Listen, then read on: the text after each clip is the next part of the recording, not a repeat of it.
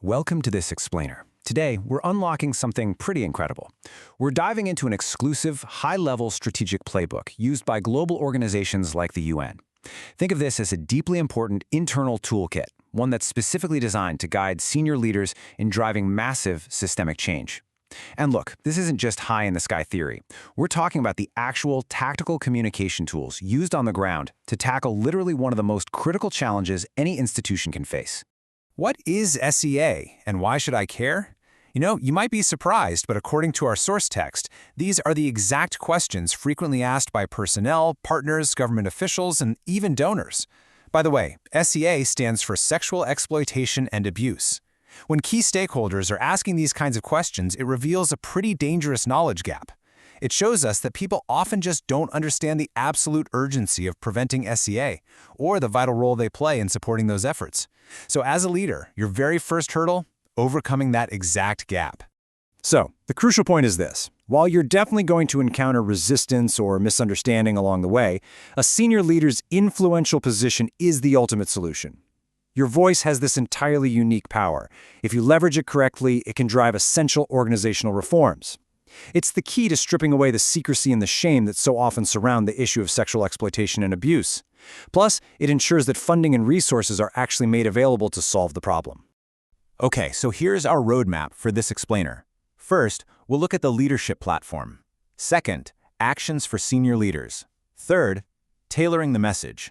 And finally, we'll wrap up with some strategic advocacy tips. Let's jump in. Starting right off with Section 1, the leadership platform and how we overcome that knowledge gap. High-stakes communication really starts with the decision-maker recognizing the sheer weight of their own platform. You simply can't enact change if you don't realize the power of the microphone you're holding, right? Listen to this mandate straight from the playbook. If you get it right, your voice can drive essential organizational reforms and ensure a safe, transparent, timely, and effective response. That is a seriously powerful mandate. We're taking an issue that historically hides in the shadows, and we're using leadership to demand a totally transparent, timely response that upholds the rights of victims and survivors. Moving right along to Section 2. Actions for senior leaders. Basically, stepping up to the plate. All right, so what does stepping up actually look like on a Tuesday morning? Well, this is the core, actionable breakdown of what the playbook requires leaders to do day in and day out to make prevention a reality. It outlines 5 distinct steps. First up, know your context and priorities. Really dig into your local action plans and staff surveys. Second, elevate those core standards by championing the absolute zero-tolerance policy. Third, tailor your messages to your specific audience. Now pay really close attention to this fourth one. Create safe spaces for dialogue. Whether it's a massive town hall or a private bilateral meeting, you have to foster trust. You do that by leading by example, setting crystal clear ground rules, and really encouraging non-judgmental listening. And finally, step 5 is taking a strategic approach, meaning you plan out your advocacy objectives before you ever even step foot in the room. Next up, Section 3, tailoring the message. We're looking at one policy, but applied to entirely different audiences. Now, what's really interesting about this slide is the stark contrast in approach.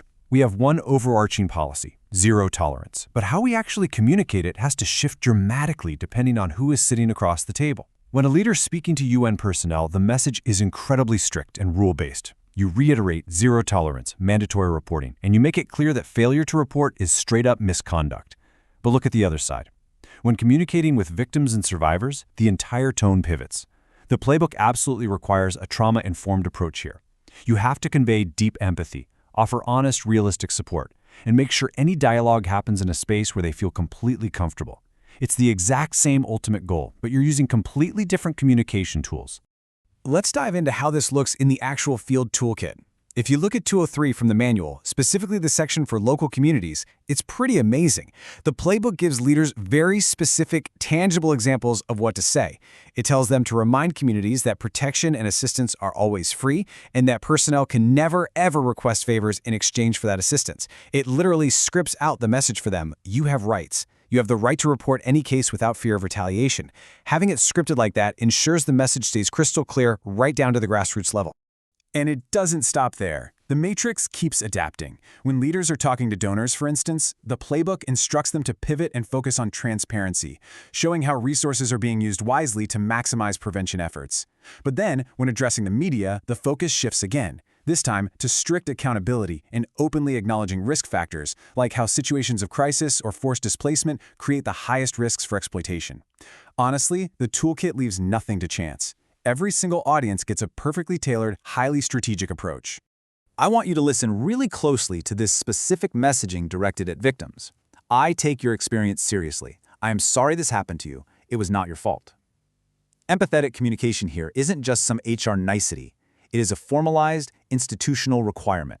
The playbook explicitly tells leaders to emphasize to the survivor, you are in control of your case. The entire design of this messaging is to give power right back to the victim, ensuring their voice and their views are respected above absolutely everything else. Which brings us to our final section, Section 4, Tips for Strategic Advocacy. It's all about planning for impact. Okay, so we know the message and we know the audience, but how do we actually guarantee maximum impact? How do leaders champion these initiatives to change actual real-world policy? Well, the playbook lays out 5 foundational rules for advocacy. Number 1, know your objectives in advance. Preparation is quite literally everything. Number 2, unite voices. Build strong coalitions with other aid organizations and government authorities. Number 3, always use hard evidence to back up your claims. Number 4, put victims and survivors first, always. And number 5, link these specific issues to broader discussions so they never get sidelined. And this brilliantly illustrates exactly how these high-level tips are executed in reality. It's not just set objectives, right? It's set smart objectives that perfectly align with the organization's overarching strategic direction. It's not just use evidence. It means explicitly pulling real data from the annual staff survey or using context-specific risk assessments to prove to the decision-makers exactly how your proposed actions are going to mitigate risks in their specific context. It's incredibly tactical. So here's the official advocacy guide pulled directly from the playbook. I really want to highlight tip 5 down there at the bottom, link to broader discussions. The text points out that some stakeholders might just not fully grasp the scale of the issue. So what does a smart leader do? They proactively force the issue into other ongoing conversations. For example, during emergency preparedness and response planning, you make sure to incorporate these measures because, as the text plainly states, risks intensify during crises. You basically embed this protection into the very foundation of the organization's daily operations. Honestly, if you only take away one single guiding principle from this entire explainer, make it this one. Root your advocacy in the concerns, needs, and rights of victims/survivors. That right there must remain at the absolute forefront of any effort to drive policy change. The playbook instructs leaders to collaborate closely with service providers, directly engage with victims to truly understand their perspectives, and then aggressively and passionately communicate those perspectives back up the chain to other leaders. So we've seen exactly how top-tier global institutions structure their communication to battle secrecy, overcome systemic resistance, and ultimately protect the vulnerable. The playbook requires leaders to be wildly strategic, perfectly tailored in their messaging, and ruthlessly empathetic. So I'll leave you with this question to think about. How can you take these exact tactical communication tools and apply them to drive systemic change, safety, and real accountability in your own organization, starting today?